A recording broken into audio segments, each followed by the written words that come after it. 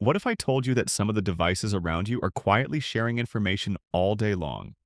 Devices like your thermostat or doorbell camera, maybe even your car. Most people use these devices without ever thinking about what they have in common, but they are all part of something bigger. It is called the Internet of Things, or IoT. Now, that phrase can sound technical, maybe even a little intimidating, but the idea behind it is actually very simple. And in this video, I want to make it easy to understand. We're going to talk about what the Internet of Things is, how it works, and why it matters in everyday life. Because chances are you are already using these IoT devices right now, even if you have never called them that. So let's start with the basic question. What is the Internet of Things? The Internet of Things is a system of physical objects that connect to the Internet and share data. That is the core idea. These objects can be things like smartwatches, speakers, lights, cameras, appliances, and cars. What makes them different from regular objects is this. They do more than just sit there and work on their own. They can sense something, send information, and often respond in some useful way. That is what makes them smart. A regular light bulb turns on when you flip the switch. A smart light bulb can be controlled from your phone, put on a schedule, or linked to other devices. A regular thermostat lets you change the temperature. A smart thermostat can track conditions, connect to the internet, and adjust more automatically. So really, the Internet of Things is about ordinary objects becoming connected and interactive. And that is why so many people use IoT without realizing it. They know the devices. They just do not always know the name for the system behind them. And that is where a lot of the confusion comes from. When people hear IoT, many of them think only about smart home gadgets.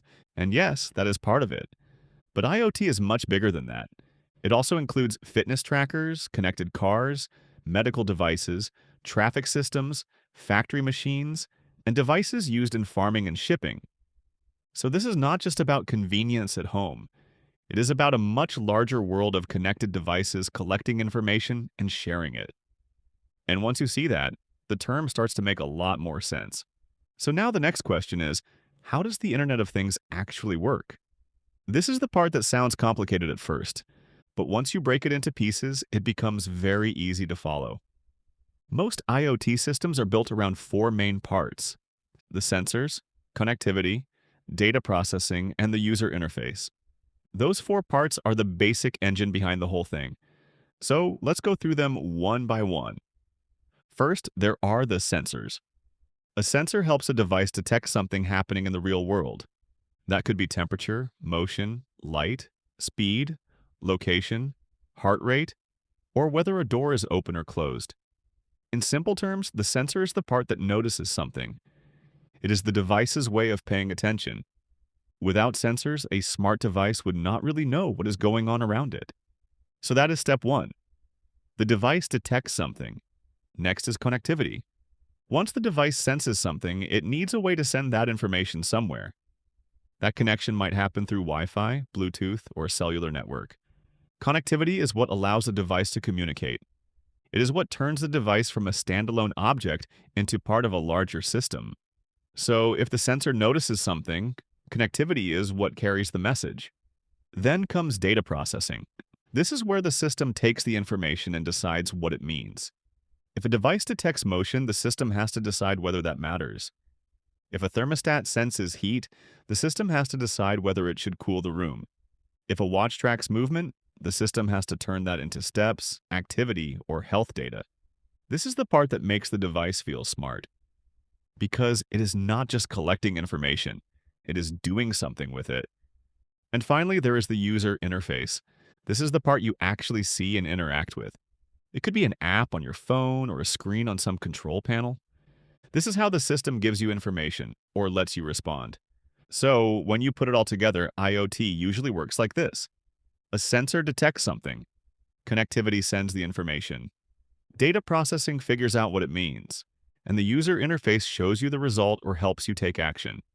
That is the pattern behind the Internet of Things. And once you understand that pattern, the whole idea becomes much less confusing. And here's an interesting fact. The same basic IoT idea behind a smartwatch or smart speaker can also be used in hospitals, farms, factories, and entire cities. So the same kind of system that helps count your steps can also help monitor equipment, manage traffic, or improve how resources are used. That is one reason IoT matters so much. It is not just about convenience, it is about making systems more aware, more responsive, and often more efficient. And if you're enjoying this video so far, take a second to subscribe. I make videos like this to explain big ideas in a simple way. So if that is your kind of content, subscribing is the best way to support the channel. Now, there's one more side to IoT that matters. The more devices that connect to the internet, the more data they collect. And that raises some important questions. Like, how secure are these devices?